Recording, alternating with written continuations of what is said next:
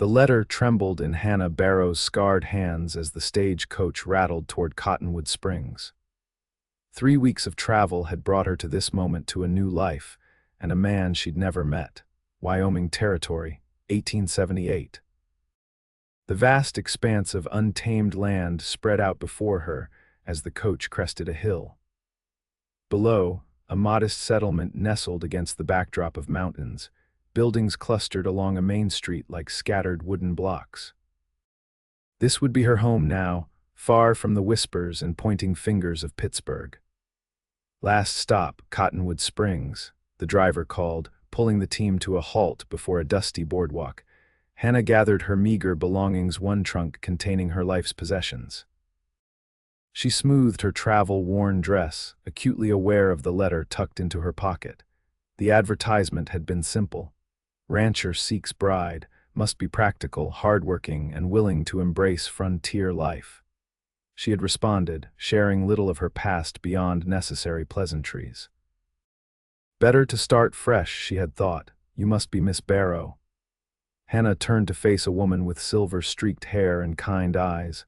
"I'm Martha Wilson, postmistress. Isaac asked me to meet you. He's finishing up at the ranch but should be in town shortly." The woman's eyes flicked briefly to Hannah's hands before settling back on her face. "Let's get you situated at the hotel in the meantime." Hannah nodded, pulling on her gloves to cover the web of scars that marred her once smooth skin. The familiar shame crept up her spine. Would her future husband recoil when he saw them? The burns had healed years ago, but the memories remained raw. The modest hotel room offered Hannah a chance to refresh herself after the long journey. She changed into her best dress, a simple blue cotton with minimal embellishments, and attempted to tame her chestnut hair into a respectable arrangement. The mirror reflected a woman of 24, her features pleasant if not remarkable, with eyes that had seen too much sorrow for their years. A knock at her door announced Martha's return. "He's here, dear, waiting in the lobby." Hannah's heart hammered against her ribs. This moment would determine her fate: acceptance or rejection, a new beginning or another closed door. With a steadying breath, she followed Martha downstairs. The man who stood by the front desk was not what Hannah had expected. Tall and broad-shouldered, yes, that much aligned with the description in his letters. But there was something in his stance, a quiet confidence that commanded attention without demanding it. His face bore the weathered lines of someone who lived beneath the open sky, and his dark hair curled slightly at the edges of his hat. "Miss Barrow," he said, removing his hat. "Isaac Vance." His eyes, startlingly blue against his sun-bronzed skin, met hers without hesitation. No practiced smile or empty flattery, just an honest appraisal that somehow didn't feel intrusive. "Mr. Vance," she replied, extending her gloved hand. "Thank you for arranging my passage." His handshake was firm but gentle. "The journey was comfortable, I hope." "As comfortable as such a journey can be," she answered. An awkward silence fell between them, filled with unspoken questions and expectations. "Perhaps you two would like to take supper at Caroline's," Martha suggested. "Best food in town and you can get better acquainted." Isaac nodded. "If you're not too tired from your travels, Miss Barrow."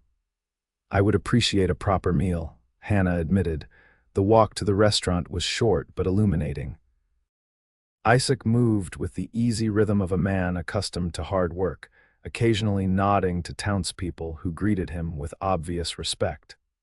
Hannah noted the absence of the sideways glances she'd grown accustomed to in Pittsburgh. Here, she was simply a newcomer, not a curiosity or object of pity. Caroline's turned out to be a small establishment with checkered tablecloths and the rich aroma of home cooking. Once seated, Hannah found herself studying the man who might become her husband, searching for signs of the character he had conveyed in his letters. "I imagine you have questions," Isaac said after they had ordered. "As do you, I'm sure," Hannah replied, his lips curved slightly. "I believe in straightforward dealings, Miss Barrow. My ranch is modest but growing 400 acres, decent herd, solid prospects. Life here isn't easy, but it's honest work."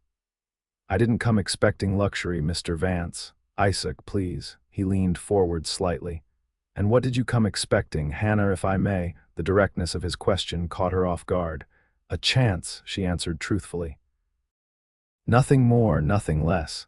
Something in his expression shifted, a glimmer of approval perhaps. Fair enough. Their food arrived, hearty portions of beef stew and fresh bread. As they ate, Isaac spoke of his ranch, his 5 years in Wyoming, his hopes for expanding his operation. Hannah listened, offering measured responses about her skills as a housekeeper and cook, carefully steering conversation away from her past. You mentioned in your letter that you worked for a physician, Isaac said. Hannah nodded.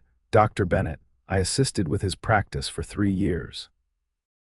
Medical knowledge is valuable out here. Nearest doctor is in Laramie, 2 days' ride in good weather. I learned what I could, she said modestly. Basic treatments, midwifery, setting bones. Isaac studied her for a moment. You didn't mention how you came to have such skills. Hannah felt her shoulders tense. There are things I haven't shared in my letters, Mr. Vance. Isaac, things that you feared might change my mind about bringing you here, he finished for her. She met his gaze steadily. Yes, he nodded slowly. We all have pasts, Hannah. Out here, most folks are more concerned with what a person does now than what came before. Some pasts aren't so easily left behind. Hannah's fingers unconsciously moved to adjust her gloves. Isaac noticed the gesture but didn't comment. Instead, he said, I promised in my advertisement honesty and respect. I meant it. Whatever you choose to share will be met with the same. The sincerity in his voice loosened something in Hannah's chest. I appreciate that. After supper, Isaac walked her back to the hotel. The evening air carried the scent of sage and distant rain. I've arranged for us to be married by the circuit preacher when he comes through next week if that suits you, Isaac said, but I want to be clear. This is still your choice. If you find Cottonwood Springs or myself not to your liking, I'll purchase your ticket back east. Hannah stopped walking, surprised by the offer. That's generous. It's fair, he corrected. Marriage should be entered willingly on both sides. She studied his face in the fading light. You're not what I expected, Isaac Vance. Is that good or bad? A hint of amusement colored his voice. I'm still deciding, she answered honestly. His laugh was warm and genuine. Fair enough, get some rest. I'll call for you tomorrow morning, show you the ranch before you make any decisions. That night, Hannah lay awake in the unfamiliar bed, listening to the distant sounds of the frontier town settling into darkness. Isaac Vance was a puzzle, straightforward yet complex, rough-hewn but gentle in his manner. Could she build a life with this man? Would he still offer marriage once he knew the truth? Morning came with clear skies and golden light. Hannah chose practical attire, her sturdiest dress and boots, and braided her hair simply. When she descended to the lobby, Isaac was already waiting, his wagon ready outside. The journey to the Vance ranch took nearly an hour, following a winding trail through rolling grasslands dotted with sagebrush and wildflowers. Isaac pointed out landmarks as they traveled: the creek that never ran dry even in summer, the bluffs where he'd spotted mountain lions, the neighboring ranch belonging to the elderly Hendersons. There it is, he said finally, as they crested a rise. The ranch spread before them, a sturdy 2-story house with a wide porch, a large barn, corrals, and several outbuildings. It wasn't grand, but everything appeared well maintained, the mark of a man who took pride in his work. It's lovely, Hannah said, meaning it. Built most of it myself, Isaac replied, a hint of pride in his voice. Started with just the cabin over there. He nodded toward a small structure near a stand of cottonwoods. Added on as I could afford to. As they approached, a dog came bounding toward the wagon, a large black and white border collie that barked enthusiastically. That's Dash, Isaac said with affection. Best cattle dog in the territory. A wiry older man emerged from the barn, raising a hand in greeting. Figured you'd be back this morning, he called. Everything's in order. Hannah, this is Emmett Davis. He helps me run things around here. Emmett approached the wagon, tipping his hat. Pleasure to meet you, madam. Isaac's been walking around nervous as a long-tailed cat in a room full of rocking chairs waiting for your arrival. Isaac cleared his throat. Emmett exaggerates. Not by much. The older man grinned before turning back to his work. Isaac helped Hannah down from the wagon, his hands strong and steady at her waist. I'll show you around. The tour revealed a home that was practical but comfortable. The kitchen was spacious, with a good stove and ample storage. The parlor held simple furnishings: a sofa, 2 chairs, bookshelves filled with volumes that surprised Hannah with their variety. Upstairs were 3 bedrooms, the master being the largest with windows facing east and west. Gets good light, Isaac commented, and a decent breeze in summer. Hannah stood in the doorway, acutely aware that this would be their shared room if she accepted his proposal. The thought sent warmth to her cheeks. Isaac seemed to read her thoughts. The choice is still yours, Hannah, no expectations. Outside, he showed her the garden, currently fallow but ready for spring planting, the chicken coop, the smokehouse, and finally the barn where several horses watched them with curious eyes. This is Jupiter, Isaac said, approaching a magnificent chestnut stallion. And beside him is Cassie. She'd be yours if you stay, gentle but spirited. Hannah approached cautiously, extending her hand to the mare, who sniffed her gloved fingers before nudging them gently. She likes you, Isaac observed. I've never ridden, Hannah admitted. I could teach you. It's almost a necessity out here. They continued to the corral, where a small herd of cattle grazed in a nearby pasture. Isaac pointed out various features of the landscape, speaking of his plans for expansion, the challenges of ranching in Wyoming's unpredictable climate, the satisfaction of building something from nothing. As the sun climbed higher, they took shelter beneath a broad cottonwood. Isaac produced a canteen of water, offering it to Hannah first. "What do you think?" he asked after she'd taken a drink. Hannah considered her answer carefully. "It's a beautiful place. You've built something impressive." But she met his gaze. "But you still don't know me, Isaac, not really." He leaned back against the tree trunk. "Then tell me." The moment stretched between them, fraught with possibility and risk. Hannah removed her gloves slowly, revealing the scarred tissue that covered her hands and extended partway up her forearms, a roadmap of pain etched permanently into her skin. "There was a fire," she began, her voice steady despite the pounding of her heart, "at the orphanage where I lived. I was 17, one of the oldest girls there. When it started, I helped get the younger children out." Isaac's eyes moved from her scars to her face, his expression unreadable. "The last room. The roof collapsed as I was carrying out 2 of the little ones. I managed to push them clear, but..." She flexed her damaged fingers. "Dr. Bennett said I was lucky, others weren't. You saved children's lives," Isaac said quietly. Hannah continued, needing him to understand everything. "Afterward, there was talk in town. Whispers that I had started the fire because I had argued with the matron that day, because I was known to have a temper. Nothing was ever proven, but the suspicion was enough. That's why you left," she nodded. "Dr. Bennett took me in, trained me. He believed in me when few others did. When he died last year, I had few options. No one would hire me either because of the rumors or..." She gestured to her hands. "Because people judge what they don't understand," Isaac finished, his voice holding an edge of anger not directed at her. "I won't blame you if you withdraw your offer," Hannah said, replacing her gloves with practiced movements. "A rancher's wife needs capable hands." Isaac was silent for a long moment, his gaze intense. Then he stood, offering his hand to help her up. "Come with me. There's something else I want to show you."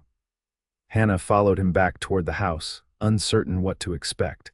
He led her to a small rise behind the main building, where a single grave marker stood beneath an old juniper tree. "My wife," Isaac said quietly. "Sarah. She died in childbirth 4 years ago along with our son." Hannah's heart constricted. "I'm sorry. I was in a dark place for a long time after." His voice was low, raw with memory. "Blamed myself for bringing her out here away from proper medical care. Blamed God, blamed everyone." He turned to face Hannah, his expression solemn. What I learned, eventually, is that life breaks everyone in different ways. What matters isn't how we're broken, but how we mend. His eyes dropped to her gloved hands. Those scars tell me you're brave, Hannah Barrow. They tell me you put others before yourself. They tell me you survived. The unexpected understanding in his voice brought tears to Hannah's eyes. She blinked them away, unwilling to show more vulnerability than she already had. Most folks around here know pieces of my story, Isaac continued. They've been kind, but there's still pity in their eyes sometimes. I don't want pity, and I suspect you don't either. No, she agreed softly. I don't. Then we understand each other. He gestured toward the ranch spread out before them. This life isn't easy. It requires strength not just in the hands, but here. He tapped his chest. You've demonstrated that kind of strength already. Hannah studied his face, searching for any hint of insincerity or hidden revulsion. She found none. The offer stands, Isaac said. Take the week to consider it. Get to know the town, the land. Ask questions. I'll respect whatever decision you make. The days that followed fell into an unexpected rhythm. Each morning, Isaac would arrive at the hotel, and they would spend the day together, sometimes at the ranch, sometimes exploring Cottonwood Springs and meeting its residents. Hannah discovered the small town held fewer judgments than she had feared. Martha Wilson introduced her to the women's auxiliary, where she was welcomed warmly.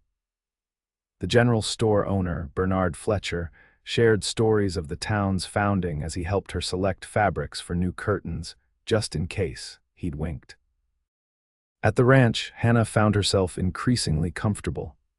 She helped prepare meals alongside Isaac, surprised by his competence in the kitchen. They worked together in the garden, preparing it for planting, their conversation flowing more easily with each passing hour. These tomatoes will do well here, she said, marking off a section of the plot. And perhaps beans along this side, whatever you think best, Isaac replied, his sleeves rolled up as he turned the soil. My attempts at gardening have been modest at best. Sarah didn't garden. Hannah asked, then immediately regretted the question. I'm sorry, that's not my place to ask. It's a fair question, Isaac said. And no, she didn't. Sarah was a town girl through and through, never quite adjusted to ranch life. His expression grew distant. I sometimes wonder if she would have been happier if we'd stayed in Denver.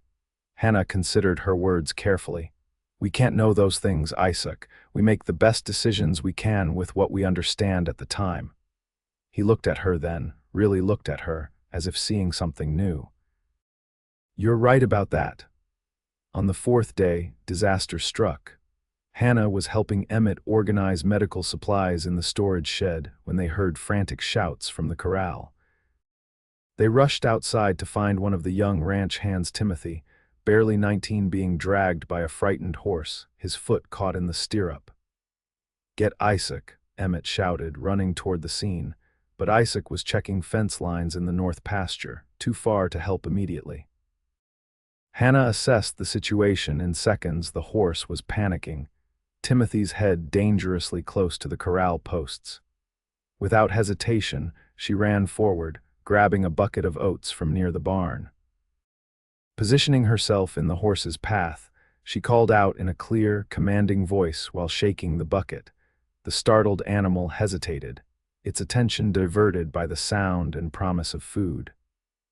That momentary pause was enough for Emmett to catch up and free Timothy's foot from the stirrup. Hannah was beside the injured young man instantly, her doctor's training taking over. Don't move, she instructed, carefully examining his bloodied head and assessing his leg, which lay at an unnatural angle. By the time Isaac returned, Hannah had stabilized Timothy's broken leg with makeshift splints and cleaned the gash on his forehead. His leg is broken, she explained as Isaac dismounted in a rush. Clean break, I think. I've said it as best I can, but he'll need proper medical attention. Isaac took in the scene, Timothy conscious but in pain, Hannah's gloves discarded in her haste to help, her scarred hands now visible as she worked. Emmett, hitch the wagon, Isaac ordered. We'll take him to Dr. Hanson in Laramie. Then, to Hannah, will he survive the journey? If we're careful and keep the leg immobilized, she answered. I can go with you. Isaac's expression softened. I'd appreciate that. The journey to Laramie was arduous, every bump in the trail causing Timothy to wince despite the laudanum Hannah had administered from the ranch's medical supplies. She sat in the wagon bed beside him, monitoring his condition and adjusting the splints when needed. Isaac drove steadily, occasionally glancing back at them. You handled that situation like you've been dealing with ranch accidents your whole life, he commented during a brief stop to rest the horses. Hannah shrugged. Medical emergencies have common elements, regardless of where they occur. You kept your head when everyone else was losing theirs, Isaac said. That's rare. In Laramie, Dr. Hansen confirmed Hannah's assessment a clean break that would heal well thanks to her quick action. The physician, an elderly man with spectacles perched on his nose, raised an eyebrow when Hannah described the treatment she'd administered. You have medical training, he asked. I assisted a physician for several years, she explained. Dr. Hansen nodded approvingly. You saved this young man considerable suffering with your prompt care. Perhaps you might consider assisting me occasionally. Cottonwood Springs isn't so far, and I'm not getting any younger. The offer took Hannah by surprise. I would need to consider it. Of course, the doctor agreed. The invitation stands. That night, Hannah and Isaac stayed at Laramie's hotel, leaving Timothy in Dr. Hansen's care. Separate rooms, of course. Isaac was insistent on propriety, but they shared a quiet dinner in the hotel restaurant. You've surprised me again, Isaac said as they finished their meal. Hannah looked up from her plate. How so? Most people would have frozen today, or at least hesitated. You didn't. There wasn't time to hesitate, she said simply. Isaac studied her across the table.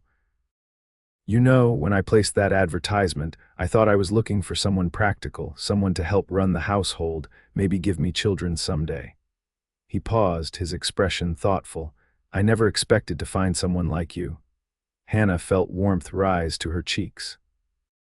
And what am I like, Isaac Vance? Remarkable, he said without hesitation. Strong in ways that have nothing to do with physical strength. Brave in ways most men I know aren't. The raw honesty in his voice touched something deep within her. You give me too much credit.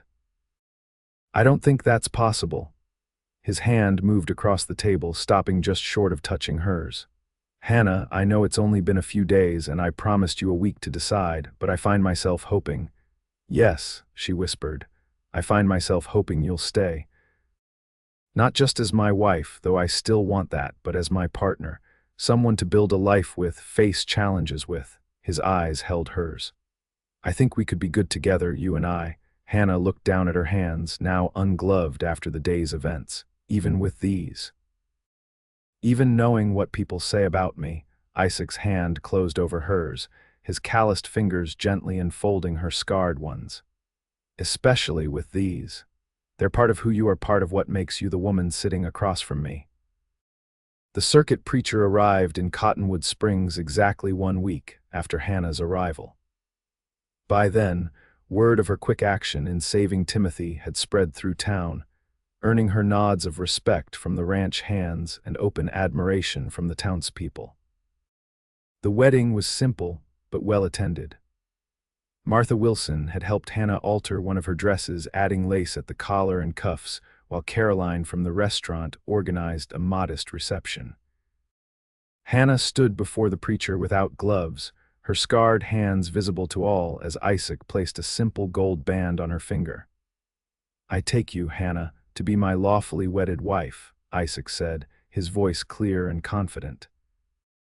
To have and to hold from this day forward, for better, for worse, for richer, for poorer, in sickness and in health, until death do us part. When Hannah repeated the vows, her voice was steady, her heart full. This man had seen beyond her scars, beyond the whispers that had followed her for years. He had seen her strength. The townspeople celebrated with them, offering good wishes and small gifts. Dr. Hansen, who had returned with Timothy 2 days prior, pulled Hannah aside during the reception. Have you considered my offer? He asked. This territory needs skilled hands like yours. Hannah glanced at Isaac, who nodded encouragingly. I would be honored to assist when needed, she replied, though my primary responsibilities will be to the ranch. Of course, the elderly doctor beamed. But between us, we might be able to serve folks better than either of us alone. That night, as they walked together onto the porch of what was now their shared home, Isaac paused, turning to face his new wife. Happy? He asked simply. Hannah looked out at the land that stretched before them, the pastures where cattle grazed, the mountains rising in the distance, the wide open sky now painted with sunset colors. Then she looked back at the man beside her, this unexpected gift life had given her. Yes, she answered honestly. I never thought I could be this happy. Isaac's smile was gentle as he brushed a strand of hair from her face. You know, when I first saw you at the hotel, I thought you were pretty. When you took off your gloves and showed me your scars, I thought you were brave. But today, watching you promise your life to mine despite all your reasons to be cautious today, I realized you're the strongest person I've ever known. We're strong together, Hannah said, taking his hand in hers. That's what matters. His kiss was tender, a promise of all that lay ahead, challenges and joys, difficulties and triumphs. They would face them as they had begun, seeing in each other not the wounds of the past, but the strength those wounds had forged. Spring gave way to summer, summer to fall, and fall to a winter that tested the young marriage with blizzards and bitter cold. Through it all, Hannah and Isaac built their life together, expanding the garden, improving the house, working side by side through calving season and harvest. Hannah's reputation grew as she assisted Dr. Hansen, traveling to remote homesteads when needed, treating everything from fevers to broken bones. Her scarred hands became known not as marks of tragedy, but as instruments of healing. Isaac watched his wife with growing admiration and deepening love. The ranch prospered under their combined efforts, his strength and knowledge of cattle, her meticulous planning and unexpected talent for breeding stronger stock. One crisp autumn morning, a year after her arrival, Hannah stood on the porch, watching the sunrise cast golden light across their land. Isaac's arms encircled her from behind, his hands resting gently over the small swell of her belly. Nervous? He asked softly. A little, she admitted, covering his hands with her own, but not afraid. That's my brave Hannah, he murmured against her hair. She turned in his embrace, looking up at the man who had seen her true self from the beginning. Our child will know only love here, not judgment, only acceptance, not suspicion. Yes, Isaac agreed. And they'll know the story of their remarkable mother, who came west with nothing but courage and built a life that touched so many. Hannah smiled, thinking of the long journey that had brought her to this moment. The scars would always be with her, visible reminders of pain survived. But here, in the home and life she shared with Isaac, they had become something else entirely, badges of honor, symbols of a strength that had been there all along, waiting for someone with the wisdom to recognize it. I love you, Isaac Vance, she said simply. His answering smile held all the warmth and promise of the rising sun. And I love you, Hannah Vance. Every scar, every strength, every part of who you are. As the new day brightened around them, Hannah knew with absolute certainty that she had found not just a husband, but a home, a place where her past was honored rather than hidden, where her scars were seen as testaments to her strength, and where love had transformed what others saw as sin into something sacred.